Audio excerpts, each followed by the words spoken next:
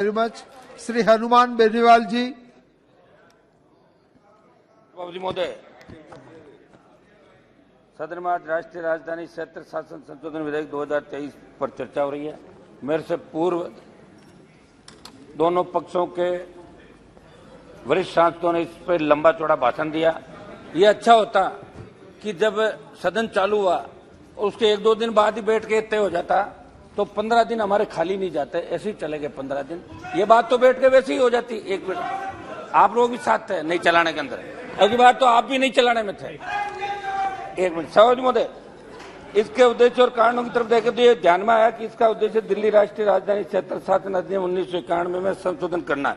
इससे केंद्र सरकार को अधिकारियों, कर्मचारियों, कार्यकाल अन्य सेवा शर्तों से दिल्ली राष्ट्रीय राजधानी क्षेत्र के कार्यों के सिलसिले में नियम बनने का अधिकार मिल जाएगा। सौज महोदय, गृह मंत्री जी ने माननीय सुप्रीम कोर्ट के निर्णय की व्याख्या सदन में पढ़कर सुनाई।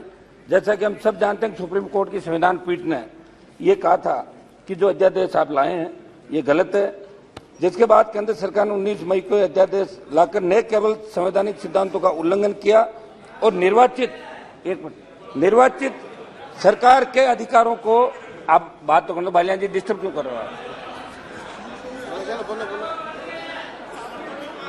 एड्रेस टू चेयर तो करूं मैं एक बार। Hanuman ji, you address to cheer. शुरुआत तो करने दो सर। You address. धीरे धीरे फ्लो में आऊंगा, धीरे धीरे। नहीं, आपको तीन मिनट है। You have to conclude in 3 minutes. और निर्वाचित सरकार के अधिकारों को हड़पने की कोशिश की, बल्कि सुप्रीम कोर्ट की संविधान पीठ के फैसले को, प्रभाव को भी खत्म किया। और इससे साफ हो गया कि एनडीए की सरकार संविधान, लोकतंत्र, संघीय ढांचे सुप्रीम कोर्ट को नहीं मानती। मैं सरकार द्वारा लाए गए इस अध्यादेश बिल की बारीकियों से न जाकर सरकार की यह बिल लाने की मंशा पर सवाल उठाते हुए कहना चाहूंगा कि सुप्रीम कोर्ट की संवैधानिक पीठ के फैसले को नकारने वाला बिल असंवैधानिक है। अनुच्छेद 239(2) में साफ साफ कहा गया है कि दिल्ली में एक विधानसभा होगी, जबकि अन्य केंद्र शासित प्रदेशों में, आपके कई सांसद ये दे रहे थे कि दिल्ली केंद्र शासित प्रदेश है, लेकिन इसके अंदर आप पढ़ें कि दिल्ली में एक विधानसभा होगी, जबकि अन्य केंद्र शासित प्रदेशों में विधानसभा हो भी सकती है और नहीं भी। ये दिल्ली को भारतीय राज्यों के समान एक सामान्य संघीय इकाई बनाता है, जिससे दिल्ली सरकार को सरकार के प्रतिनिधि के रूप में माना जाता है।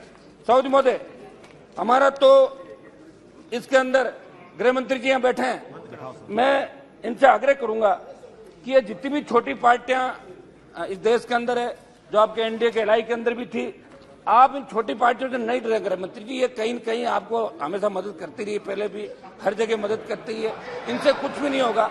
सही तो ये होता कि आप विधानसभा, दिल्ली की विधानसभा नहीं जीतने से परेशान जरूर। एक मिनट साहब, एक मिनट बात तो करना था।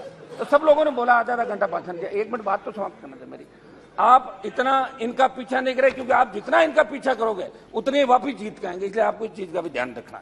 मेरा इसके अंदर निवेदन था गृह मंत्री जी कि जो सरकार चुनी जाती है वो जनता की सरकार होती है, उस सरकार को काम करने का अधिकार आपको देना चाहिए। बड़ा मन रख के काम करने का अधिकार आप देंगे तो एक खूबसूरत लोकतंत्र कहलाएगा। हिंदुस्तान वर्ल्ड का सबसे बड़ा लोकतांत्रिक देश है और राज्य जुड़े विषय में निर्णय लेने का स्वतंत्र अधिकार राज्य को मिले। मेरा ये आपसे आग्रह था। और आपका जो मैनिफेस्टो है भारतीय जनता पार्टी का, वो हमेशा मैनिफेस्टो ये कहता है कि हम स्वतंत्र राज्य का दिल्ली को दर्जा दिलाएंगे। या तो मैनिफेस्टो में आप नहीं कहते, वो झूठा है और यहाँ झूठी बात है। मैं गृह मंत्री जी आपसे ये भी आग्रह करूंगा कि दिल्ली के हमारे जो भाई सांसद है सारे, और ये मेरा विशेष ख्याल रखते हैं, तो आज इनकी सब जगह पर्ची दे के कह रहे थे कि जैसे ही गृह मंत्री जी बैठे तब हमारा भाषण कराओ, एक से एक जिद कर रहे थे आप लोग। तो विदुड़ी जी समाप्त कीजिए, समाप्त कीजिए। विदुड़ी जी, मनोज तिवारी जी और परवेज वर्मा जी ने अच्छा भाषण दिया तीनों ने। इनकी परफॉर्मेंस को देखते हुए कोई मंत्रिमंडल का विस्तार हो तो एकाध का number. Thank you very much, thank you. एक मिनट, लास्ट मेरा सर आग्रह था कि अपने मणिपुर, हरियाणा, इसकी तरफ भी आप ध्यान दें। गृह मंत्री जी यहाँ बैठे और एनडीए की बैठक गृह मंत्री जी आपने बुलाई, लेकिन लेट बहुत बुलाई, 4.5 साल में याद नहीं है आपकी। और अब की बार तो ऐसे दलों को बुला ले जिनका एक भी एमपी नहीं है। लंबी सूची पढ़ के सुना दी कि एनडीए के अंदर इतने साथी, क्या करोगे इनको बिना। बहुत बहुत धन्यवाद। तो मेरा आपसे आग्रह था बेनीवाल जी, बहुत बहुत सरकारों को। श्री सुशील कुमार रिंकू, लास्ट बार समाप्त कर सर, 1 मिनट प्लीज, लास्ट समाप्त कर रहा हूँ। कुछ इधर भी तो वार करूंगा मैं। एक मिनट लास्ट मेरा ये था साहब, ईडी सीबीआई के दुरुपयोग की बात बार बार चल रही है, ये सही बात है, लेकिन कांग्रेस पार्टी ने भी ईडी सीबीआई का दुरुपयोग किया था और खुद के ही मंत्रियों को जेल के अंदर डाला था, ये सही बात है उस समय भी। और कई सरकारों को मतलब बर्खास्त किया और 22 बार से राष्ट्रपति शासन। बहुत बहुत धन्यवाद। दोनों मिले हैं, हम तो ये कहेंगे दोनों श्री मिले हैं रिंकू और हम अलग खड़े हैं। रिंकू जी